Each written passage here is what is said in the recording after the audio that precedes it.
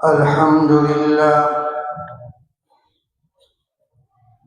الحمد لله وحده والصلاة والسلام على من لا نبي بعده. الحمد لله نحمده ونستعينه ونستغفره ونؤمن به ونتوكل عليه ونعوذ بالله من شرور أنفسنا ومن سيئات أعمالنا ومن يهده الله فلا مضل له ومن يضلله فلا هادي له ونشهد أن لا إله إلا الله وحده لا شريك له. أما بعد فأعوذ بالله من الشيطان الرجيم. بسم الله الرحمن الرحيم. يا أيها الناس إنا خلقناكم من ذكر وأنثى وجعلناكم شعوبا وقبائل لتعارفوا إن أكرمكم عند الله أتقاكم إن الله عليم خبير. قال النبي صلى الله تعالى عليه وسلم: المسلم من سلم المسلمون من لسانه ويده. اللهم صل على محمد وعلى آل محمد كما صليت على إبراهيم وعلى آل إبراهيم إنك حميد مجيد. اللهم بارك على محمد وعلى آل محمد كما باركت على إبراهيم وعلى آل إبراهيم إنك حميد مجيد. میرے نہایت واجب الاحترام بزرگوں، میں نے آپ کے سامنے سورۃ حجرات کی آیت کریمہ تلاوت فرمائی ہے، اور آپ کو معلوم ہے کہ جمعہ کا وقت انتہائی قلیل اور مختصر ہوتا ہے، تو چند ایک باتیں ضروری عرض کرنی ہے. اور آج کی جو تلاوت کردہ آیت ہے، اس کے اندر اللہ رب العزت نے پوری انسانیت کا ایک منشور بیان فرمایا ہے، اور وہ منشور بڑا عجیب انداز میں بیان کیا گیا، اور اس منشور کو سمجھنا، اس پر غور کرنا یہ مسلمان کے لیے ضروری ہے. اس لیے اللہ رب العزت نے انسان کو اشرف المخلوقات پیدا فرمایا ہے، اور اس کے زندگی کے گزرنے کے اوقات بھی اللہ ہی نے وضع کیے ہیں کہ آپ نے اپنی زندگی میں وقت کیسے گزارنا ہے، آپ نے بیٹھنا کیسے، چلنا کیسے، بولنا کیسے، اخلاق کیسے رکھنے ہیں، رشتہ داروں کے ساتھ سلوک، پڑوسیوں کے ساتھ سلوک، ماں باپ کے ساتھ سلوک، اولاد کے ساتھ سلوک، میاں بیوی کے تعلق، یہ جتنا بھی ہے یہ سارا کا سارا ہمارا دین اور ہمارا اسلام ہے. ہمارے محبوب پیغمبر محمد رسول اللہ صلی اللہ علیہ وسلم بہترین اسوہ اور بہترین نمونہ ہے، اور بہترین زندگی چھوڑ کر گئے ہیں، اور ہمیں آگاہ کر گئے ہیں کہ آپ نے اس کے مطابق اس طرح کی زندگی گزارنی ہے. اللہ رب العزت فرماتا ہے: یا ایھا الناس، اے لوگوں، یعنی پوری نسل انسانیت کا خطاب کیا گیا۔ قرآن مجید کا جو اسلوب ہے وہ اگر ایمان والوں کو پکارتا ہے تو کہتے ہیں یا ایھا الذین آمنوا، اگر کافروں کو پکارتا ہے تو کہتے ہیں قل یا ایھا الکافرون، اگر منافقوں کو پکارتا ہے کہ ان الذین آمنوا، یعنی کہ ان میں سے بعض لوگ ایمان کا دعویٰ کرنے والے۔ تو قرآن مجید کا جو اسلوب ہے وہ ہر ایک کو اپنے اپنے انداز میں پکارتا ہے، لیکن جب اجتماعی بیان ہوتا ہے جس کے اندر کافر، مومن، منافق، مشرک، بدعت سارے کو ساروں کو یکجا کیا جاتا ہے، ایک جگہ جمع کیا جاتا ہے، تو پھر ناس کا لفظ لایا جاتا ہے، یعنی یا ایھا الناس، جس طرح قرآن مجید میں سورۃ بقرہ کے آغاز میں اللہ فرماتے ہیں یا ایھا الناس اعبدوا ربکم الذی، اے لوگوں عبادت کرو اپنے رب کی، خالقکم، جس نے تمہیں پیدا کیا۔ اب وہاں پر سارے انسانوں کو خطاب ہے، وہاں مومنین کو ذکر نہیں، ایمان والوں کا ذکر نہیں، بلکہ اس میں کافر سارے کے ساروں کو اللہ نے جمع کر کے اور یہ خطاب ارشاد فرمایا کہ اے لوگوں، یعنی جس ہستی میں، جس حیثیت میں بھی ہیں، چاہے وہ کافر ہیں، مسلمان ہیں، مومن ہیں، ایمان والے ہیں، ایمان والے نہیں ہیں، تو قرآن مجید نے سب کو دعوت کے فکر دی ہے کہ اللہ کی عبادت کرو، اللہ کی اطاعت پر، اللہ کی عبادت پر آ جاؤ۔ خلقکم، اس لیے کہ اس نے تمہیں پیدا کیا ہے، اس نے تمہارے ساتھ احسان والا معاملہ فرمایا ہے۔ تو اسی طرح یہاں پر بھی اللہ رب العزت نے ایک منشور بیان فرمایا ہے، اور وہ منشور یہ ہے یا ایھا الناس انا خلقناکم من ذکر و انثی، اے لوگوں میں نے تمہیں پیدا کیا ایک مرد اور ایک عورت سے۔ اللہ فرماتے ہیں تمہاری تخلیق ایک مرد اور ایک عورت کے ذریعے سے ہوئی۔ آدم علیہ السلام تمہارے باپ ہیں، اماں حوا علیہ السلام تمہاری والدہ ہیں۔ اللہ رب العزت فرماتا ہے تمہیں ایک مرد اور ایک عورت سے پیدا کیا گیا، لیکن یا اللہ تمہیں ایک مرد اور ایک عورت سے پیدا کیا تو پھر خاندان کیوں بنا دیے، قبیلے کیوں بنا دیے، ذاتیں کیوں بنا دیے؟ یا اللہ تو نے شکلیں مختلف، صورتیں مختلف بنا دی۔ اللہ فرماتا ہے میرے بندو یا ایھا الناس انا خلقناکم، اے لوگوں تمہیں پیدا کیا ایک مرد اور ایک عورت سے، من ذکر و انثی، ایک مرد اور ایک عورت سے، وجعلناکم شعوبا و قبائل، پھر میں نے تمہارے خاندان بنا دیے، پھر میں نے تمہارے قبیلے بنا دیے، اس لیے قبیلے بنائے لتعارفوا، تاکہ تم ایک دوسرے کو پہچان سکو۔ اگر اللہ قبیلے نہ بناتا، اگر اللہ صورتوں کو مختلف نہ بناتا تو پہچان کرنا مشکل بن جاتی، اس لیے انسان پہچان نہ سکتا، کوئی کسی کو نہ پہچانتا، یہ قبیلہ ختم ہے، اس لیے کہ قبائل نے آ کر ایک دوسرے کی پہچان کو باقی رکھا ہے، نسلوں نے آ کر ایک دوسرے کی پہچان کو باقی رکھا، ذاتوں نے آ کر ایک دوسرے کی پہچان کو باقی رکھا ہے۔ اللہ فرماتا ہے لتعارفوا، تمہارے تعارف کے واسطے تمہاری ذاتوں کو بنایا، تمہارے تعارف کے واسطے تمہارے قبیلے بنائے، تمہارے تعارف کے واسطے تمہارے خاندان بنائے۔ اللہ فرماتے ہیں تاکہ تم ایک دوسرے کو اچھے انداز میں پہچان سکو، خوبصورتی کے ساتھ پہچان سکو۔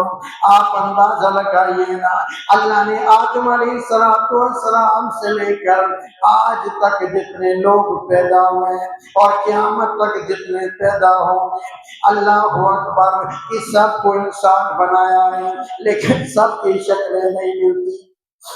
کچھ نہ کچھ اللہ رب العزت نے اس میں ضرور رکھا ہے، چہرے میں تبدیلی ضرور رکھی ہے، کسی کی رنگت میں تبدیلی ضرور رکھی ہے۔ اللہ فرماتے ہیں تعارفو، تاکہ تمہارے تعارف کے واسطے، تمہاری پہچان کے واسطے، اللہ فرماتے ہیں تمہارے تعارف کے واسطے قبیلوں کو بنایا، قبیلوں کا انتخاب تمہارے تعارف کے لیے کیا۔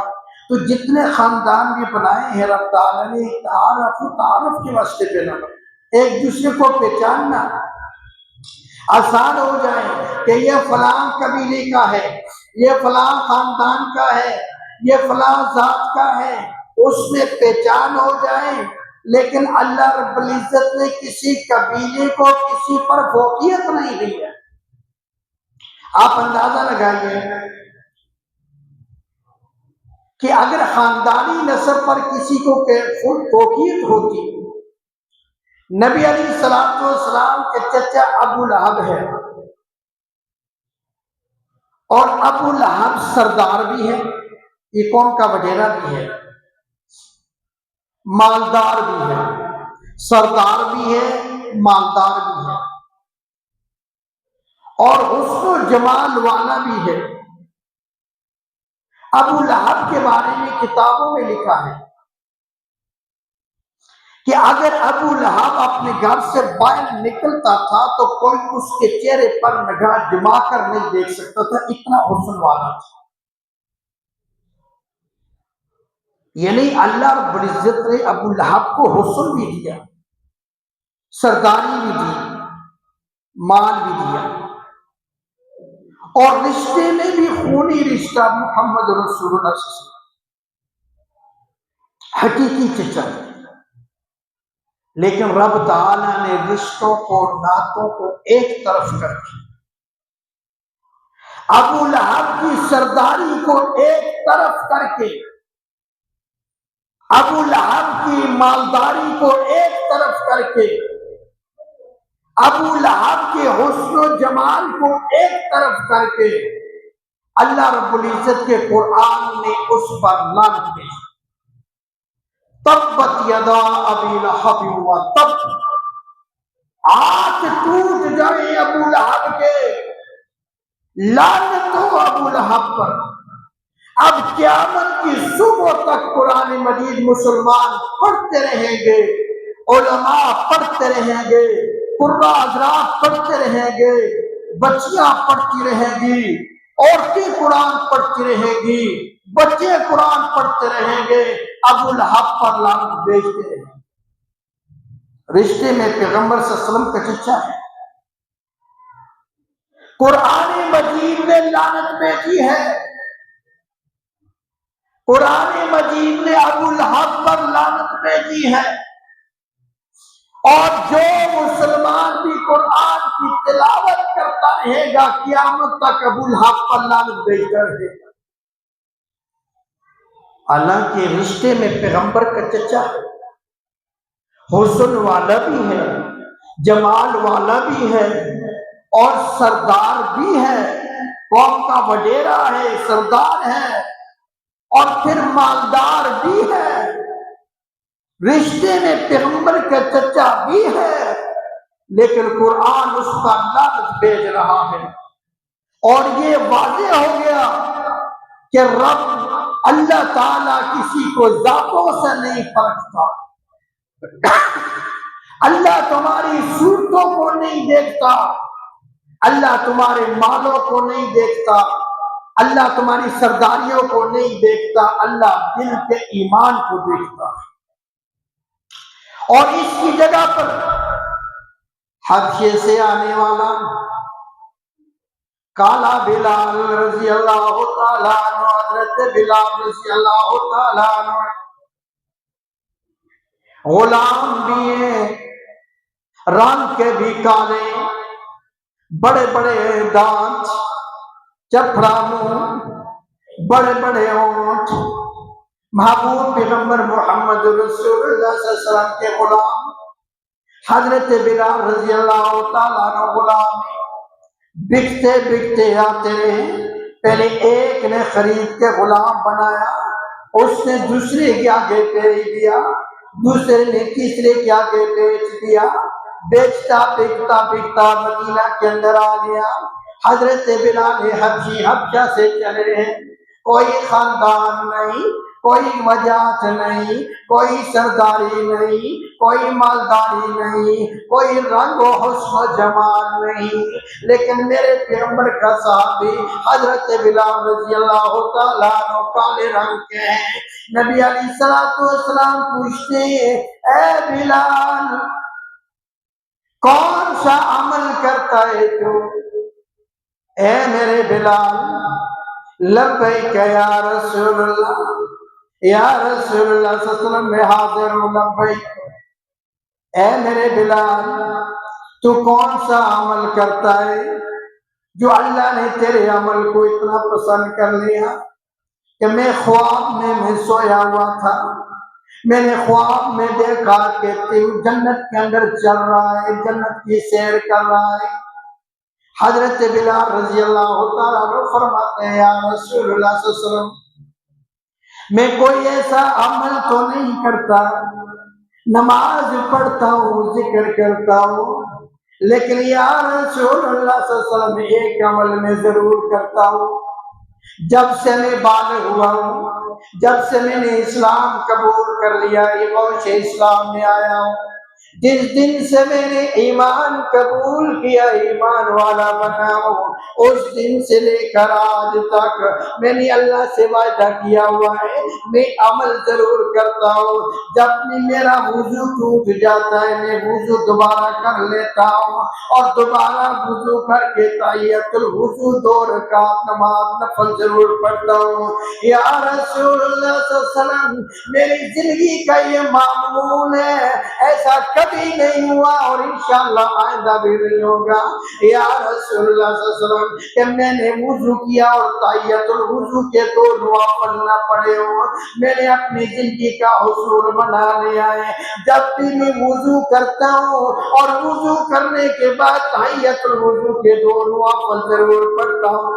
رسول اللہ صلی اللہ علیہ وسلم نے حضرت بلال کی آواز اور یہ بات سنی اور نبی علیہ السلام نے فرمایا، اے بلال مبارک ہو، اللہ نے یہی تیرا عمل قبول کیا ہے، تو مکہ کی گلیوں میں چلتا ہے، تیرے جوتوں کی آٹھ جنت میں آتی ہے، تیرے چلنے کی آواز جنت میں آتی ہے۔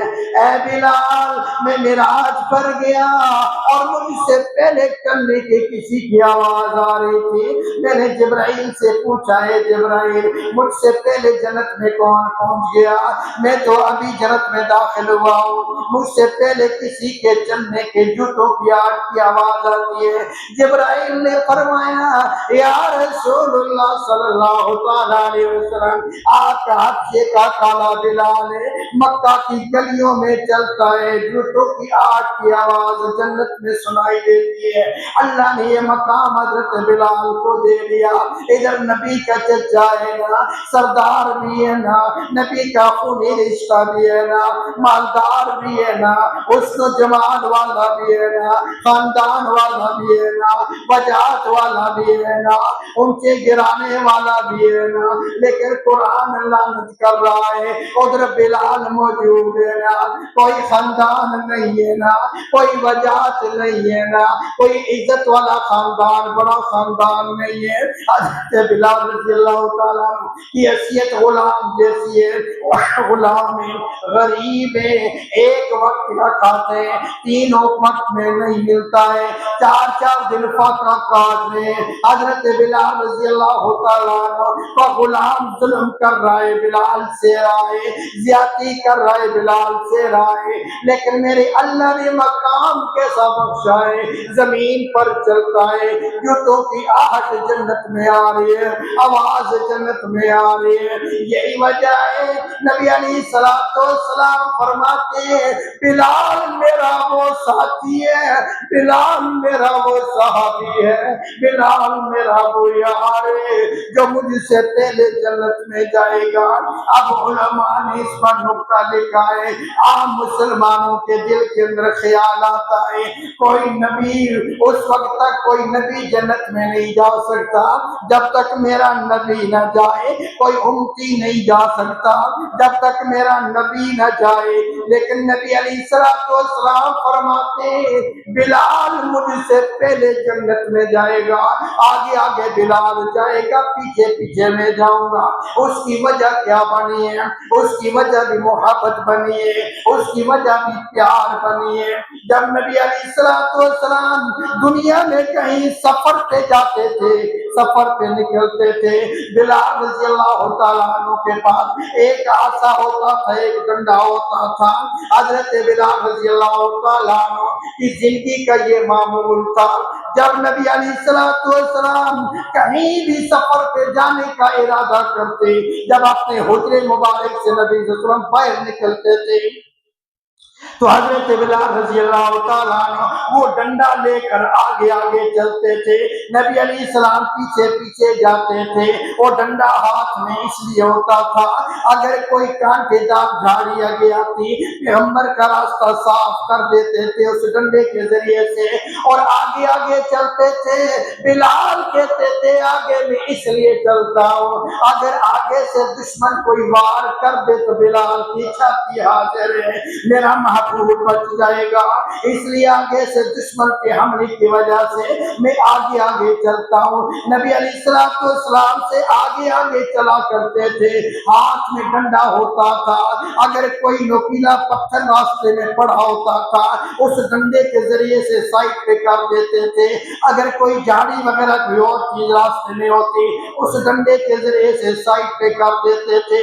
نبی علیہ السلام کے آنے کے لیے راستہ صاف کرتے جاتے تھے، اور آگے سے یہ خطرہ ہوتا تھا کوئی آگے سے حملہ نہ کر دے، میرے محبوب کی ذات پر حملہ نہ کر دے، اس لیے بلال آگے آگے چلتے تھے۔ تو اللہ رب العزت نے یہ ادا اتنی پسند فرمائی اور فرمایا میرے کالی کملی والے میرے محبوب، جب قیامت کا دن آئے گا نا، محشر کا میدان برپا ہوگا نا، تیری سواری کو لایا جائے گا، نبی علیہ السلام کی سواری کو لایا جائے گا، جنت سے سواری کو لایا جائے گا، جس سواری پر نبی علیہ السلام کو بٹھا کر جنت میں لے جایا جائے گا۔ نبی علیہ السلام فرماتے ہیں جب میری سواری کو لایا جائے گا اور مجھے سواری پہ سوار کیا جائے گا، جنت میں لے جانے کے لیے چلایا جائے گا، اور میری سواری کی نکیل رسی حضرت بلال کے ہاتھ میں ہوگی، حضرت بلال کے ہاتھ میں ہوگی۔ رنگ کا تو کالا ہے نا، بڑے بڑے دانت ہے نا، موٹے موٹے ہونٹ ہے نا، لیکن میرے اللہ نے مقام کتنا اونچا دے دیا، میرے اللہ نے مقام کتنا اعلیٰ بنا دیا، میرے اللہ نے عزت کتنی اعلیٰ بنا دی۔ فرمایا کہ محمد صلی اللہ علیہ وسلم تو جس سواری پہ سوار ہوگا نا، نبی علیہ السلام فرماتے ہیں مجھے جس سواری پر سوار کیا جائے گا جنت کے لیے چلانے کے لیے، اس سواری کی نکیل حضرت بلال کے ہاتھ میں ہوگی، آگے آگے بلال رضی اللہ تعالیٰ اس سواری کی نکیل پکڑ کے چلیں گے اور میں سواری پہ جنت میں نہ، تو بلال پھر بھی آگے آگے۔ اللہ نے یہ ادا اتنی پسند فرمائی کہ وہاں پر بھی حضرت بلال رضی اللہ تعالیٰ عنہ کو آگے رکھ دیا، آگے کر دیا گیا۔ اب ادھر سے ابو لہب ہے، لعنت برس رہی ہے، نبی کا چچا ہے، خونی رشتہ ہے، تو معلوم ہوا میرے بزرگوں اللہ نسب ناموں کو نہیں دیکھتا، اللہ شکلوں کو نہیں دیکھتا، اللہ خاندانوں کو نہیں دیکھتا، اگر اللہ دیکھتا ہے تو تقوی کو دیکھتا ہے، اللہ دیکھے گا تو ایمان کو دیکھے گا۔ اللہ نے ایمان دیکھا بلال کے اندر دیکھا، اور بلال کو جنت کے وارث دنیا میں بنا دیا، اور ابو لہب کو دیکھا حسن والا بھی ہے، جمال والا بھی ہے، مال والا بھی ہے، سرداری والا بھی ہے، وجاہت والا بھی ہے، چودھری بھی ہے، بڑا بھی ہے، خان بھی ہے، ساری چیزیں ہیں، لیکن ایمان نہیں ہے۔ اللہ نے لعنت دی، اللہ نے لعنت میں تبت یدا ٹوٹ جائے ابو لہب تیرے ہاتھ، لعنت ہو تجھ پر، اور قیامت تک لعنت برستے ہیں۔ نبی کا حقیقی چچا ہے، اور ادھر حضرت سلیمان فارسی رضی اللہ تعالیٰ عنہ آ کے اسلام لاتے ہیں. کوئی خاندان نہیں، کوئی نبی صلی اللہ علیہ وسلم سے رشتہ نہیں ہے، اور صرف ایمان لاتے ہیں، کلمہ پڑھتے ہیں، نبی علیہ السلام کے غلام بنتے ہیں اور دین پر ڈٹ جاتے ہیں، قربانی دیتے ہیں. اور نبی علیہ السلام کیا فرماتے ہیں؟ فرماتے ہیں اے سلیمان فارسی تو میرے گھرانے میں سے، یہ لقب میرے نبی نے حضرت سلیمان فارسی کہ تو میرے خاندان میں سے ہے، میں نے تجھے اپنے خاندان میں کر دیا. اب کوئی یتیم بچہ ہو اور لاوارث ہو، اس کا کوئی وارث نہ ہو، کوئی خاندان نہ ہو، ایک بندہ اٹھ کر اس کے سر پہ ہاتھ رکھ کر کہے کہ تو میرا بیٹا ہے، اور کہنے والا بھی پھر عام نہ ہو، اس کی کتنی عزت بڑھتی ہے. سلیمان فارسی رضی اللہ تعالیٰ عنہ کو میرے نبی نے فرمایا کہ تو میرے گھرانوں میں سے، تو میرے گھرانے میں سے. یہ عزت کیوں دی؟ اپنے چچا کو نکال دیا، اپنے چچوں اور اپنے تائیوں کے خلاف میرے نبی نے تلوار اٹھائی، جنگ ہوئی، چچا کے خلاف جنگ ہوئی، تائیوں کے خلاف جنگ ہوئی. اور میرے نبی کے اگر قریب آئے تو غریب صحابہ. آپ اندازہ لگائیں کہ جب نبی علیہ السلام ہجرت کر کے ہجرت فرما کے جب مدینہ میں آئے، آپ کو معلوم ہے کہ وہاں پر دو خاندان بڑے تھے، اوس اور حضرت. حضرت اور اوس یہ دو بڑے خاندان تھے یہودیوں کے، اور ان دونوں سرداروں کی آپس میں لڑائی ہوئی تھی. اور یہ لڑائی اور یہ جنگ ان کی آپس میں ایک دن یا 4 دن یا 10 دن نہیں، 40 سال تک لڑائی لگی. 40 سال تک کڑی جوان مر گئی، قتل کر دیے ایک دوسرے کی. اب حالانکہ جنگ کی بنیاد کیا بنی ہے؟ میرے محبوب پیغمبر صلی اللہ علیہ وسلم مدینہ میں تشریف لائے تو نبی صلی اللہ علیہ وسلم کو بتایا گیا کہ یا رسول اللہ یہاں دو خاندان ہیں اور ہیں بھی سردار، وجاہت والے، طاقت والے، اور دونوں لڑ رہے ہیں. 40 سال کا عرصہ ہو گیا، ان کا کوئی جوان باقی نہیں بچا ہے، خاندانوں کے خاندان لٹ گئے. اور بات کیا بنی ہے؟ فرمایا کہ یار جو بات یہ بنی کہ ایک سردار کے مرغی کا چوزا، مرغی کا بچہ دوسرے کے سردار کے فصل میں چلا گیا، اور اس سردار نے دیکھا کہ اس سردار کا چوزا میرے فصل میں آ گیا ہے، اور اس فصل میں آنے پر اس نے چوزے کو مار دیا. کس لیے مارا؟ کہ میرے فصل میں کیوں آیا. دیکھو انسانیت، اب چوزا کیا کر سکتا ہے فصل میں؟ لیکن انہوں نے اس چوزے کو مارا تو دوسرا سردار دیکھ رہا تھا، وہ آ گیا، اس نے کہا تم میرے چوزے کیوں مارا؟ اس نے کہا تیرا چوزا میرے فصل میں آیا. اب ان کی آپس میں تلخ کلامی ہوئی، سرداروں کے ان کے بیٹے آ گئے، ادھر سے اس کا بیٹا، اس کا بیٹا گریبان پکڑ لیے کہ بھائی تم نے گریبان کیوں پکڑا؟ اس نے کہا تو نہیں، گریبان سے پھر تلوار تک آ گئی نوبت، اور تلوار سے پھر تلوار چلتی رہی، اور 40 سال تک ایک چیزیں کے پیچھے جنگ ہوئی. 40 سال تک جنگ لگی ہوئی. اور ان کا کوئی بوڑھا آدمی جب زیادہ بوڑھا ہو جاتا، کمزور ہو جاتا، تو کتابوں میں لکھا ہے کہ وصیت نامہ لکھتا تھا اپنے پوتوں کے نام، اپنے دوستوں کے نام، کہ اور کچھ کر سکو یا نہ کر سکو، دشمن کے سامنے جتنا مقابلہ ضرور کرنا ہے، جان دے دینا. اور بنیاد کیا؟ ایک چوزا، کہ تیرا چوزا میرے فصل میں کیوں آیا ہے اور تو نے میرے چوزے کو کیوں مار دیا ہے.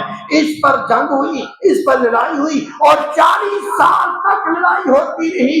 اور 40 سال کے بعد میرے محبوب پیغمبر صلی اللہ علیہ وسلم مدینہ میں تشریف لائے، اور جب مدینہ میں تشریف لائے تو میرے محمد صلی اللہ علیہ وسلم نے پہلے ایک سردار سے ملاقات کی، پھر دوسرے سردار سے ملاقات کی، اور ان دونوں کے دلوں کو موم کیا، اور ان دونوں کو بائی بندی کے اندر باندھ دیا گیا. اور پھر وہی سردار تھے اور وہی لوگ تھے جو ایک سب میں کھڑے ہو کر دشمن کا مقابلہ کر رہے تھے، پہچان نہیں سکتے تھے کہ یہ بھی کبھی آپس میں لڑے. اسلام نے آ کر رحمہ ہو گئی نہم، آپس میں ایک دل بنا دیا، ایک آپس میں بھائی بنا دیا.